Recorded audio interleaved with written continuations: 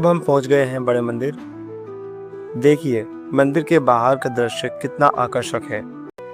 यदि आपके जीवन में किसी प्रकार का रोग, शोक, कष्ट या बाधा है, तो एक बार सच्ची श्रद्धा से इस तीर्थ के दर्शन अवश्य कीजिए। और जो श्रावक इसके लिए सहमत नहीं होते, उन्हें कोई उपचार नहीं बताया जाता।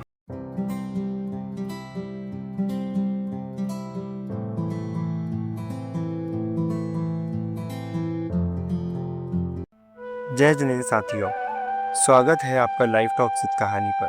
आज इस चैनल के माध्यम से मैं आपको एक ऐसे जैन अतिशय क्षेत्र के दर्शन कराने जा रहा हूँ जिसकी ऊर्जा और आभा का वर्णन करने के लिए शब्द भी कम पड़ जाएंगे। यह वह पवित्र भूमि है जहाँ आज भी भगवान के चरणों में देवों द्वारा सब अवसर लगता है और देवकृत अतिशय प्रत्यक्ष रूप से अनुभव किए जाते हैं। इस दिव्य तीर्थ का नाम है टोडी जी, जो उत्तर प्रदेश के झांसी जिले में स्थित है। यहाँ पहुंचकर अनगिनत श्रावक श्राविकाएं अपना आध्यात्मिक कल्याण कर रहे हैं। भगवान पार्श्वनाथ की असीम कृपा और देवों के मार्गदर्शन से श्रद्धालु यह सीखते हैं कि सांस्कृतिक उत्तरदायित्वों का पालन करते हुए भी धर्म के पथ पर कैसे चला जाए और कैसे भगवान पार्श्वनाथ की कृपा से अपने जीवन को मंगलमय बनाया जाए। इस वीडियो में आप पाएंगे यहाँ का इतिहास, यहाँ तक पहुँचने का सरल मार्ग और इस पवित्र तीर्थ के पूर्ण दर्शन, और साथ ही यह भी जानेंगे कि किन दिनों में यहाँ आकर दर्शन करने का विशेष महत्व है, क्योंकि उन्हीं दिनों देवों द्वारा समवसरण की रचना की जाती है, जो प्रत्यक्ष और अप्रत्यक्ष रूप से अनगिनत साधकों को मार्गदर्शन प्रदान करती है। तो आइए चलते हैं इस पवित्र और मनोहर तीर्थ टोडी जी के दिव्य दर्शन करने।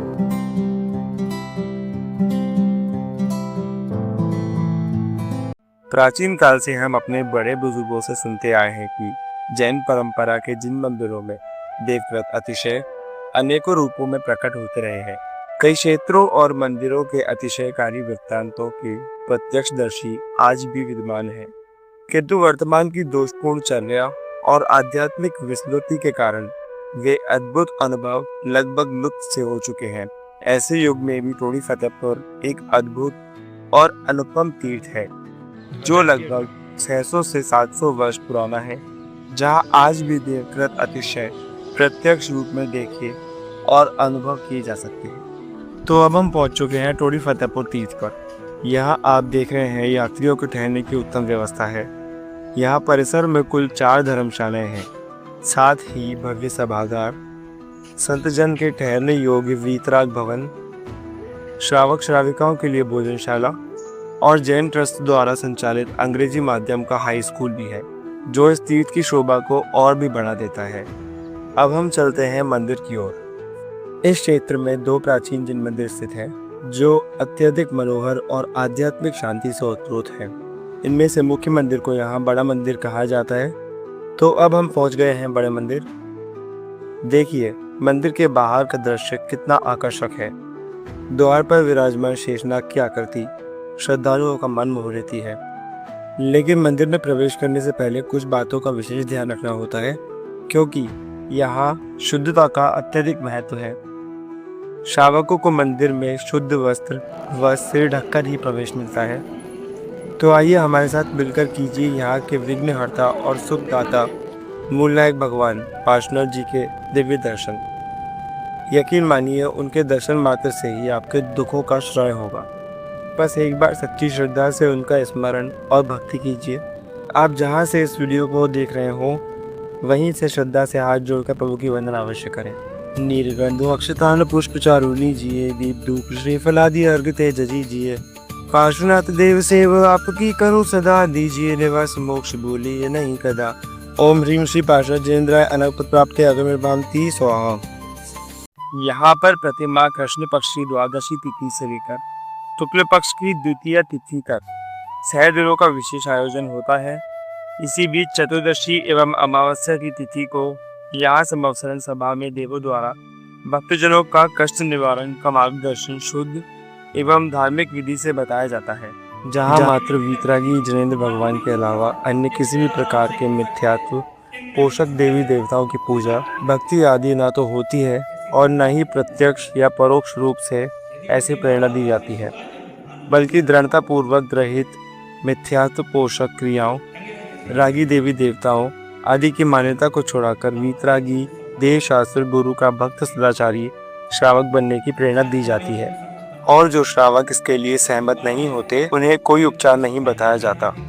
इस संवत्सरण सभा में बैठने के लिए शुद्ध सूती वस्त्र पहनना अनिवार्य है। यहाँ पर बाहर से आई हुई महिलाएं भी सीधा पल्ला साड़ी पहनती हैं और साथ में चुनरी भी ओढ़ती हैं, चाहे वे किसी भी स्थान से आई हो। यह यहाँ की विशेष संस्कृति को दर्शाता है। महिलाएं किसी भी प्रकार के सौंदर्य प्रसाधन जैसे नील पेंट या लिपस्टिक लगाकर सभा में नहीं बैठ सकती, और यदि विवाहित है तो साथ में जोड़े में बैठकर ही पूजा पाठ करना अनिवार्य है।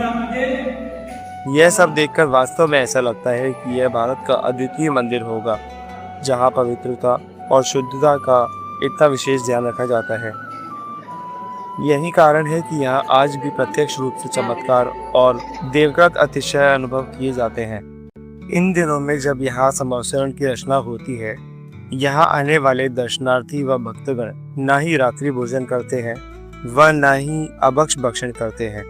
यहाँ हर समय नित्य कर्मों के अलावा केवल प्रभु की पूजा व भक्ति की जाती है। इस मंदिर में मूल वेदी के अलावा 3 वेदियां और भी हैं, जिनमें से दूसरी वेदी में भगवान आदिनाथ मूलनायक है, तीसरी वेदी में भगवान वासुपूज्य मूलनायक है व चौथी वेदी में भगवान पद्म प्रभु जी मूलनायक के रूप में विराजमान है। अन्य वेदी में भी भगवान पार्श्वनाथ स्वामी जी मूलनायक के रूप में विराजमान है। इन वेदियों में अनेक प्राचीन जिनबिंब विराजमान हैं, जिनमें से 10 प्रतिमाएं तो अति प्राचीन प्रतीत होती हैं, क्योंकि उन पर कोई प्रशस्ति वचन नहीं है। यहाँ इसके अलावा वर्तमान युग के प्रथम मोक्षगामी भगवान बाहुबली स्वामी की उत्तुंग प्रतिमा भी विराजमान है। अब चलते हैं दूसरी मंजिल की ओर,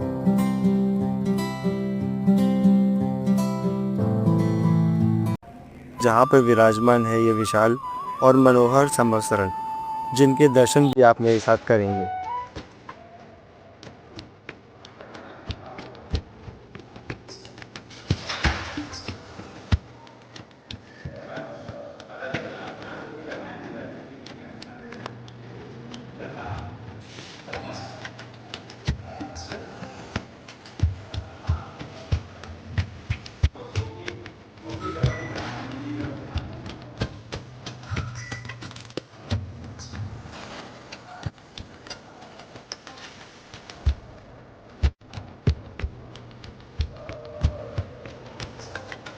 साथ में यह विराजमान है देश भर में अति दुर्लभ 5 शुद्ध केवली के बिंब, जिनके दर्शन का लाभ आप घर बैठे ले रहे हैं।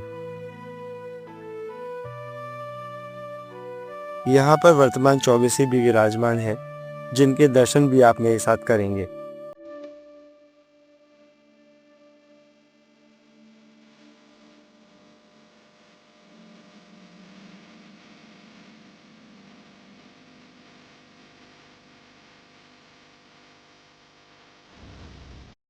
और हाँ, यदि आपके जीवन में किसी प्रकार का रोग, शोक, कष्ट या बाधा है, तो एक बार सच्ची श्रद्धा से इस तीर्थ के दर्शन अवश्य कीजिए।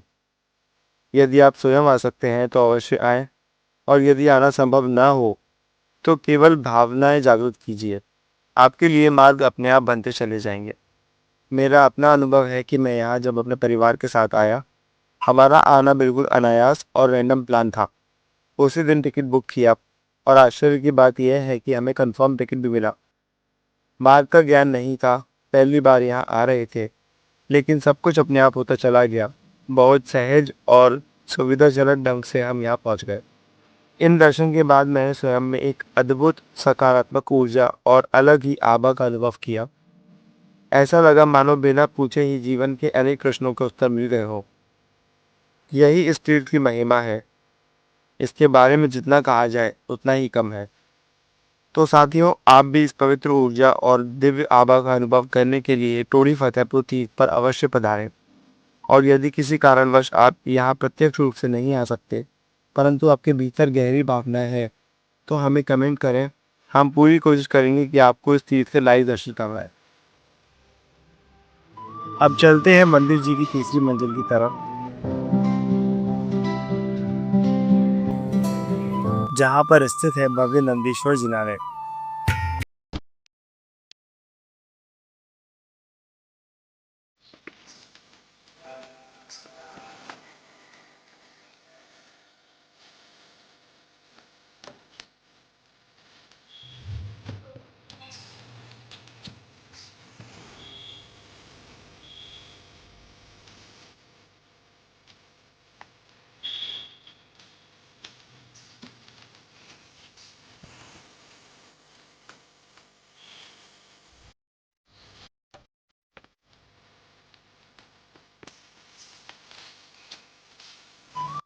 जिसके साथ में 3 करोड़ महामुनिराज रचना भी स्थित है।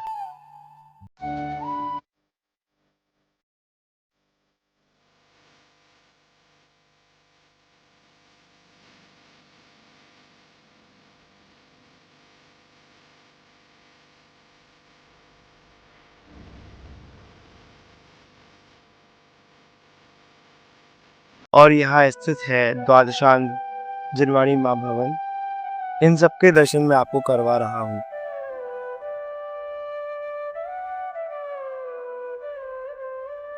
अब चलते हैं यहाँ के मुख्य आकर्षण। यहाँ पहली मंजिल पर भगवान पार्श्वनाथ के यक्ष धर्मेंद्र और यक्षिणी देवी पद्मावती माता भी विराजमान है।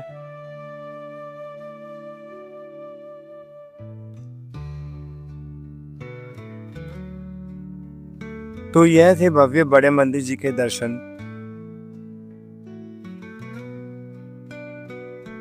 हमने पूरी कोशिश की है कि आप घर बैठे मंदिर जी को दर्शन कर सकें।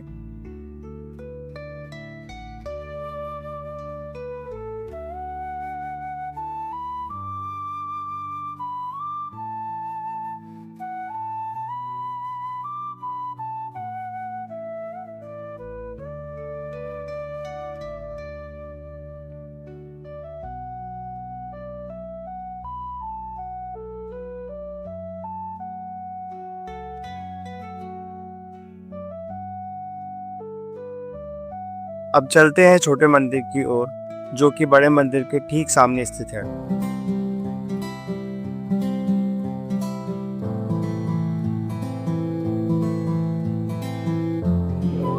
अब हम पहुंच गए हैं छोटे मंदिर जी में।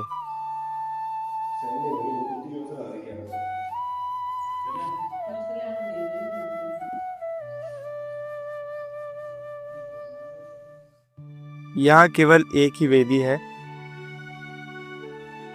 जिसमें भगवान पार्श्वनाथ जी मूलनायक स्वरूप में विराजमान है।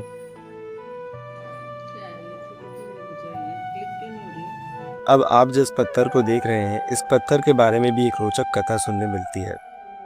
स्थानीय लोगों के द्वारा पता चला है कि जब इस मंदिर में अतिशय घटित होने वाला था, उससे पहले देवों ने सपने में संकेत दिया था कि कुछ समय तक मंदिर के पट न खोले जाएं। लेकिन बीच में ही पट खोल देने के कारण वह अतिशय पूर्ण नहीं हो पाया और देव वापस चले गए। इस अधूरे अतिशय का प्रतीक आज भी मंदिर के इस पत्थर पर दिखाई देता है।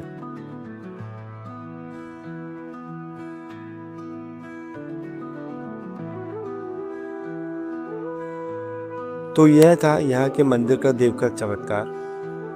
मुझ जैसे तुच्छ प्राणी के लिए भी ऐसे अतिशय क्षेत्र का वर्णन करना एक सौभाग्य है। यदि मुझसे इस तीर्थ के बारे में बताते समय कहीं कोई भूल चूक हुई हो तो भगवान मुझे क्षमा करें। अब बात करते हैं यहाँ पहुँचने की। यहाँ आने के लिए सबसे पहले आप झांसी पहुँचिए, जो कि लगभग हर बड़े शहर से ट्रेन द्वारा जुड़ा हुआ है। झांसी से टोडी फतेहपुर क्षेत्र लगभग 90 किलोमीटर दूरी पर स्थित है, जहाँ से आप स्टेशन के बाहर से पर्सनल कैब लेकर सीधे टोडी फतेहपुर जा सकते हैं, या फिर आप बस स्टैंड जाइए और वहाँ से मऊरानीपुर जाने वाली बस लीजिए, जो लगभग 1.5 घंटे में आपको वहाँ पहुँचा देगी। मऊरानीपुर से आप पर्सनल ऑटो लेकर सीधे टोडी फतेहपुर मंदिर पहुँच सकते हैं। मऊरानीपुर से टोडी मात्र 29 किलोमीटर की दूरी पर स्थित है। अगर आपको इस तीर्थ से जुड़ी और भी कोई जानकारी चाहिए हो तो हमें कमेंट करें, या आप चाहें तो मुझे इंस्टाग्राम पर भी मैसेज कर सकते हैं। मेरी इंस्टा आईडी आपको स्क्रीन पर दिखाई दे रही होगी।